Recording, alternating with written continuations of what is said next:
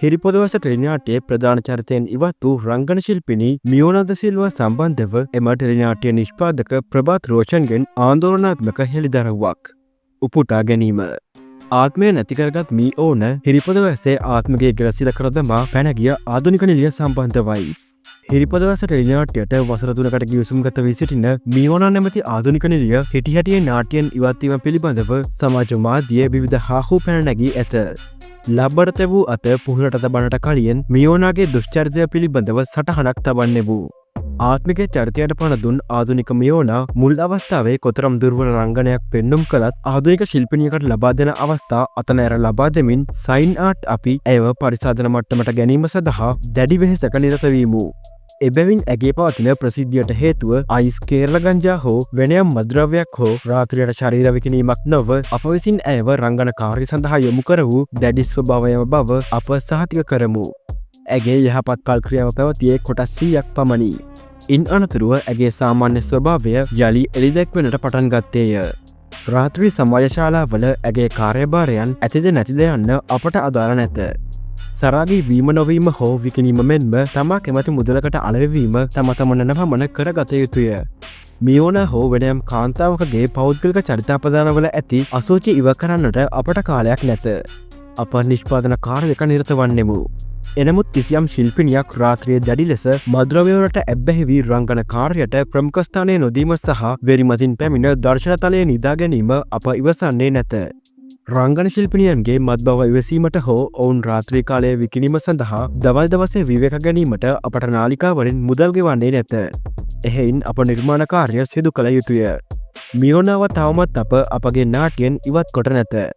අපට ඈ සමග වසර 3ක ගිවිසුමක් ඇත.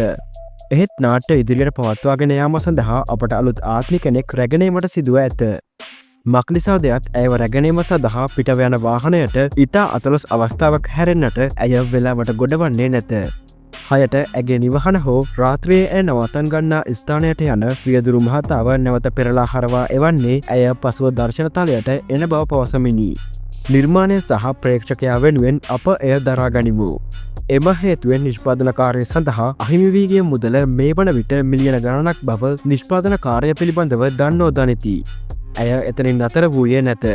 ඇය රංගනය සඳහා දින ලබා නොදෙන අතර ලබා දෙන දින මග හැර දුරකථනය විසන්ධි කොට තබයි. ප්‍රේක්ෂකයා සහ නිෂ්පාදනය වෙනුවෙන් අපි ඒ දරා ගතිමු. ඒ වෙනුවෙන් අපට වියදම් වූ මුදල මිලියන ගණනක් බව නිෂ්පාදන කාර්ය පිළිබඳව දන්නෝ දනිති. කිසියම් කාන්තාවගේ මත්ලෝලීත්වය ගණිකා සේවය හෝ මුදල් උදෙසා මද්‍රව්‍ය ප්‍රවාහනය අපට අදාළ ප්‍රශ්නයක් නොවේ. ඒ පසුපස එළවා යාමට අපට කාලයක් නොමැත. මේ වන විට ආත්මික චරිතයට පිටුපා ප්‍රේක්ෂකයාව රැවටූ මියෝනාට එදිරිව අපි නීතිමය කටයුතු සඳහා සූදානම් වෙමු. කිසිදු නිෂ්පාදකයෙකුට කිසිදු නාලිකාවකට හෝ පුද්ගලයෙකුට ඇයව අපගේ ගිවිසුම උල්ලංඝනය කරමින් නිර්මාණ කාර්යයන් සඳහා දායක කර ගැනීමට නොහැකි බව මෙයින් දන්වමු. එසේ නිර්මාණ කරන්නේ නම් ඒවා නීති විරෝධී වන අතර එම නිර්මාණ සඳහා දායක වන්නන්ද ඒවාට අනුබල සපයන්නන් සියල්ලද නීති විරෝධී කටයුත්තකට දායක වන බැවින් ඔවුන් සියලු දෙනාටම එදිරිව නීති කෘත්‍යයේදී කටයුතු කිරීමට සිදුවන බව දන්වමු. කලා වෘත්තිය යනු ගණිකා වෘත්තියට සමාන පදයක් නොවන බවත් එය මද්‍රව්‍ය ප්‍රවාහනයට හෝ මද්‍රව්‍ය පරිභෝජනයට නවාතනක් නොවන බවත් අනීතිකව හිතුහිතුසේ කටයුතු කිරීමට අම්බලමක් නොවන බවත් අප සිහිකඳවන අතර යථෝක්ත කරුණුවලට දායක වූ ශිල්පීන් වෙතොත් ඔවුන්ගේ දුෂ්චරිතය සහ නිර්මාණ භාවිතය පිළිබඳව සාක්ෂි සාධක ඇතිව එක් අතකින් සමාජ මාධ්‍ය ඔස්සේත් අනිත් අතින් නීතිය ඉදිරියේ කටයුතු කරන බව දන්වන අතර දිගින් දිගටම හපා කන වීදිසුනකයින්ට වෙඩි තැබීම හැර වෙනත් විකල්පයක් නැති බව දන්වා සිටිමු. ඇතැම් සමාජ මාධ්‍ය සහ YouTube හිතවතුනි දැන් අපි සේවා නූල දල්වා ඇත. හිරිපොද වැස ද්වේෂ සහගතව හැරගිය මියෝනා නැමැති කාන්තාවට එරෙහිව අප ගත හැකි සෑම පියවරක්ම ගනිමු.